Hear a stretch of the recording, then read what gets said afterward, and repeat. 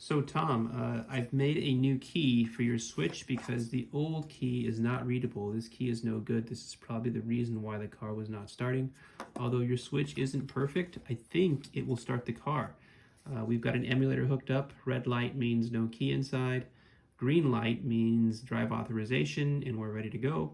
The only issue that I see with this switch is that when I stick the key in, sometimes it doesn't turn green. Maybe I can jiggle it around a little bit. Let's try again.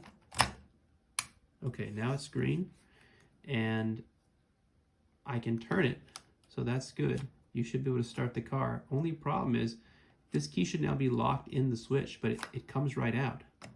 See, it comes out in any direction here. So here is where it's supposed to come out, and then in, green light, turn the car. By this point, it should be locked, and it just comes right out. So I don't know what would happen if this came out while you were driving. I don't know. I've never actually seen this issue before where it just pops out. That's just a mechanical issue with this switch. So you let me know what you want to do. I can switch this out for you. I can clone this for you and get you a good working switch and a key, and let me get you that price. I'm gonna send you this video so you can watch. You can see what's going on.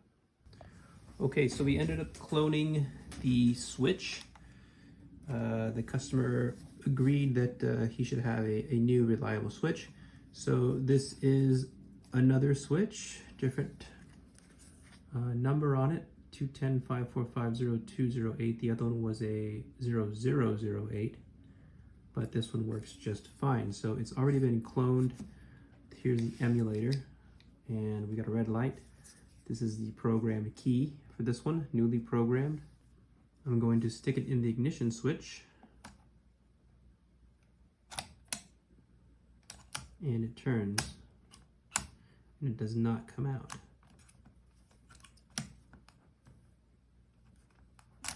Okay. That will not come out now. Only in the final or position 0 does it come out. And that's as it should be.